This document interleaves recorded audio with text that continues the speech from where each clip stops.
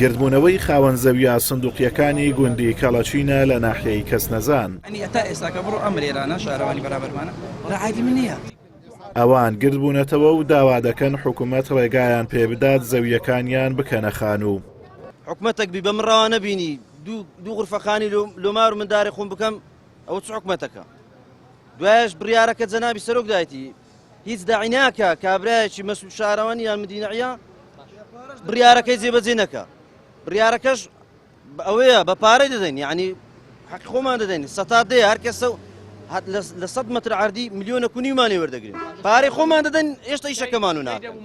هەموو بەرپرسەکانمان کرد بەڵام هیچی ناکەن. ئەمە کۆتاییە بەداخەوە لێرانە شتەکان زۆر بەناڕۆتیری دەڕواتن، ئیش بۆ خەڵک ناکەن، خەڵک پڕ بووە خۆ دەزانی زروفەکە چۆنە، هەزار یەک کێشەی هەیە میلەت کەچی ڕەوا نابینی بە خەڵک خانوویەک بکاتە 50 مەتر بێت دێ زرف شۆفەرێ دەخەن کاتی زەمانی بەعەز نییە. ئەمە ئێستا خانومان هەیە ڤیدیۆمان هەیە لە کەڵەچین بڕوا بکە لە زمانی بەعزی شۆفەر بەم شێوە نایەتن ئایلێ تێدا بێ خراپ بکە ئێوە دەبێت.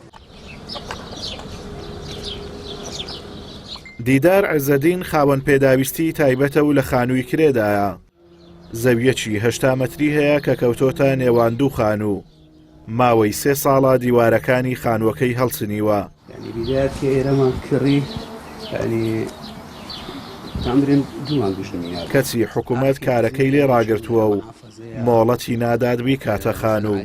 3 ساڵە ئەو هەیە یعنی وەکو برێ بەسمایە نەجاری لۆبێ یعنی کو دروست کرایە 3 ساڵ نەشم توانێت دەستکاری بکەم لەبەرەوەی من خۆم شخصی خۆم ئیمکانێتم نییە دروست دوو مانگونی و دوو مانگە تا 3 مانجی خێزان پێگی نابوو زێڕی خێزانم هەتا خێزانم حەڵقەکەشی لە دەستکردەوە فرۆشتمان یعنی کە لەسەر ڕایەوەی کە قەرداریش بوومەوە لەسەر و چەندم قەرت کرد ئێستاش کە دەمەوێت ئەوەی دروستکەم باوەڕ بکە ڕوبعێکی خۆم ناتوانم پێدا بیان و ئەوان دەستیمان پێەکەن جارێکە لەنگەڕانەوە سەر شارەوانی سێ جارێکە شارەوانی شاوێز حرەمی گوندی هیچ ئەوەی تێدا نیە یعنی بڵێ هیچ واستەی تێدانی ڕاستە خۆ ئەکرێتە خانوو لە هەموو شوێنەکان ئێستا بە بڕیاری مدیرنی حرەمی گوندیشی نەهێش نابی حرەمی گوندی بمینێ.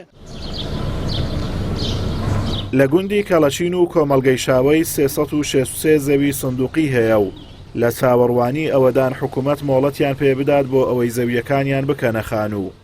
بەڵام تاکو ئێستا ئەم مۆڵەتەیان پێ نەدراوە لە کاتێکدا زۆرینەی ئەوانەی ئەم زەویانە دەکڕن هاوڵاتیانی کرێچی و کەم دەرامەتن و بە ناچاری پەنایان بۆ کڕینی ئەم زەویانە بردووە تاکو سوکنایەک بۆ خێزان و ماڵ و منداڵیان دەستەبەر بکەن. ئازاد ومەراوی کەناڵی ئاسمانی پەیام هەولێر.